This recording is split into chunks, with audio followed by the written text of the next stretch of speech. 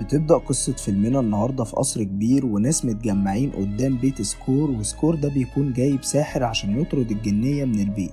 وبنعرف ان الجنية دي اسمها منجوليا وانها بتأذي كل عيلتها، وبنشوفها وهي بتسحب اختها انجي من شعرها وبتقول للساحر انها مش هتمشي غير لما تنتقم من الكل.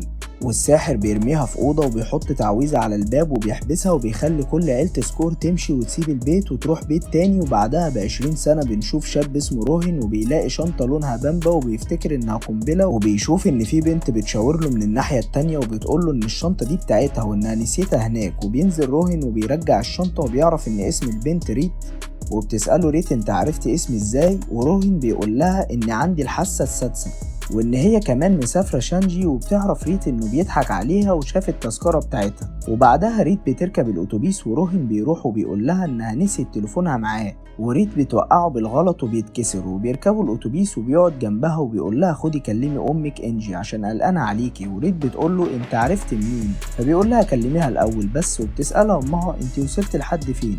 وبنعرف ان ريت فرحها بكرة وهتتجوز واحد اسمه ساجار.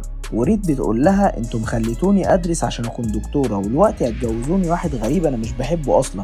واختها طرشة وبتكلمها وبتقول لها ان ساجار الشخص لطيف جدا، بتقول لها طالما عاجبك اتجوزيه انتي. وبعدها روهن بيقول لها انت تستاهلي واحد احسن منه وانك لسه مش مصدقة ان عندي الحاسة السادسة.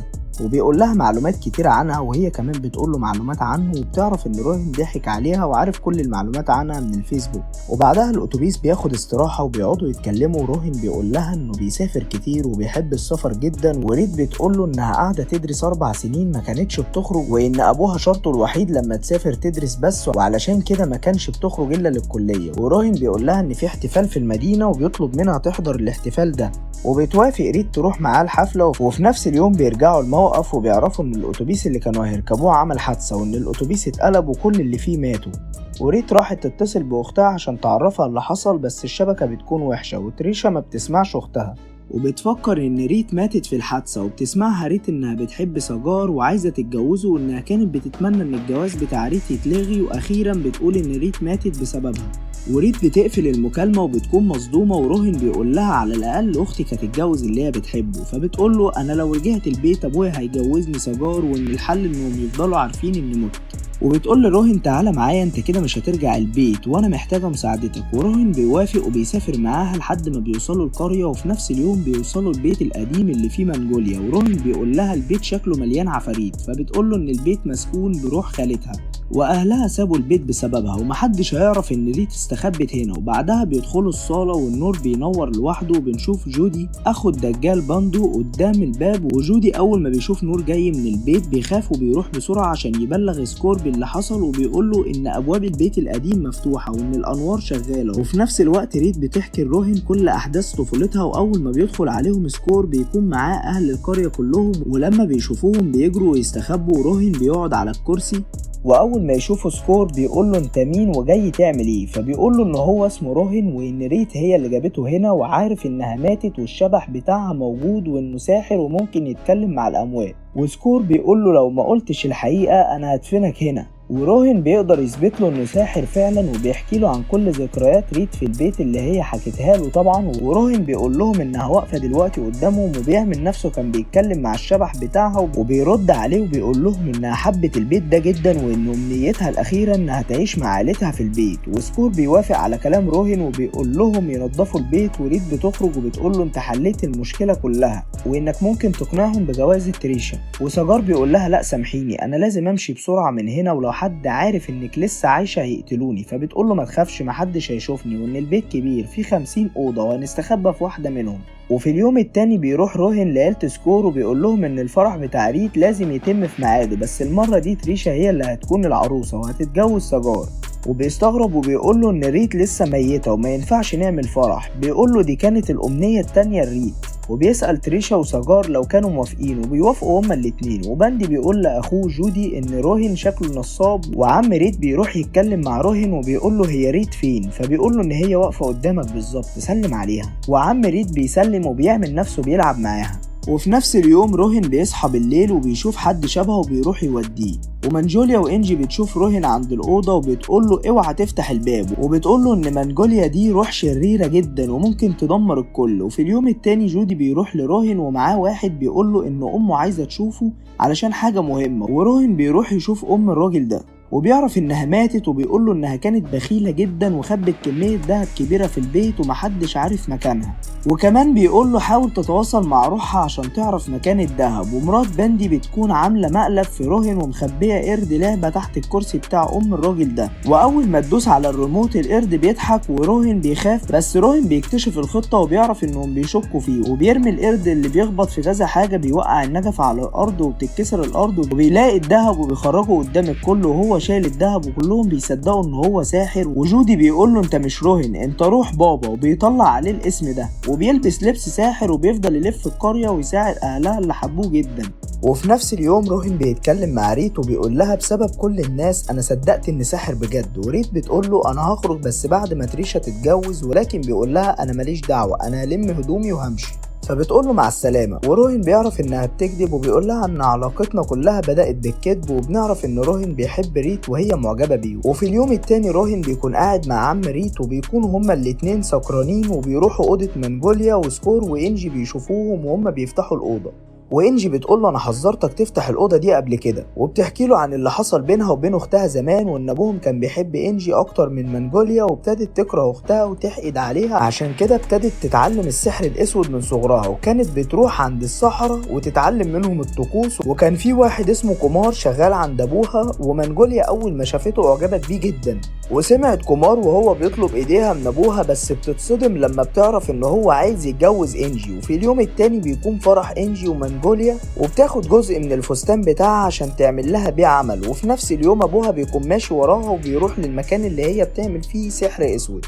وبيعرف انها بتعمل سحر عشان تقتل اختها، وبيقول لها المفروض انت اللي تموتي مش هي، وانه بيتمنى لو كان عنده بنت واحده بس. ومانجوليا بتضربه بالسكينه في بطنه وبيموت، وبتقول له انا كمان مش عايزه يكون عندي اب زيك. وفي نفس اليوم مانجوليا بتروح عشان تقتل انجي، وكومار بيضربها بالقلم وانجي بتضربها بالسكينه في ظهرها، ومانجوليا بتقع على الارض وبتموت. وفي اليوم التاني انجي بتكون مع كومار في البلكونه وبتقول له انا السبب وانا اللي قتلت اختي، وفجاه شبح مانجوليا بيظهر وبيرمي كومار من البلكونه وبيفضل عايش بس رجله مكسوره.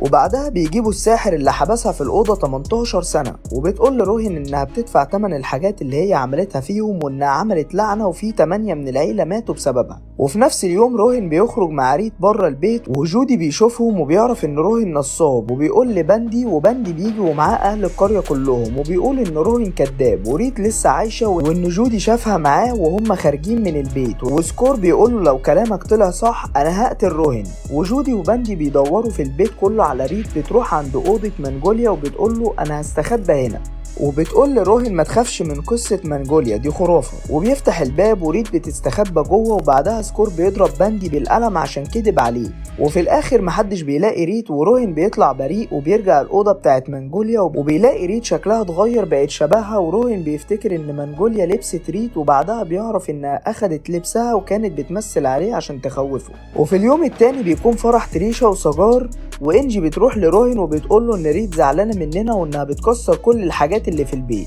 وروهين بيعرف ان مانجوليا خرجت بره الاوضه بتاعتها، وبعدها الطبل كله بيترفع في الهواء والكل بيخاف، وروهين بيقول لهم ما تخافوش دي ريت وشكلها متعصبه شويه، وبيقول لها تهدى وتنزل الحاجات دي فورا. وكلهم بيسمعوا صوت حد بيصرخ من بره، وبيشوفوا حد ماشي على البيت التاني من بره، وروهين بيقول لهم ان ده شكل روح ريت اللي ظهرت بعد الموت. وبعدها الشبح بيختفي، وروهين بيدور على ريت وبيقول لها ان لازم يهرب قبل مانجوليا ما تقتله، بس ريت بتقول له لازم ترجعها تاني قبل ما تأذي حد. وروهين بيندم وبيقول انا غلطان اني حبيت حد من العيلة دي. وفي نفس اليوم بنعرف ان باندي ومراته عملوا مقلب فيه الشبح اللي كان ماشي على البيت. وانجي بتصحى من النوم وبتشوف مانجوليا وبتروح لأوضة روهين، وبتعرف ان ريت لسه عايشة وان روهين خباها في أوضة مانجوليا. تحكي ريت لأمها عن كل اللي حصل، وانجي بتقول لها مانجوليا جات لها وهددتها بالقتل وانها هتقتل عيلتها كلها.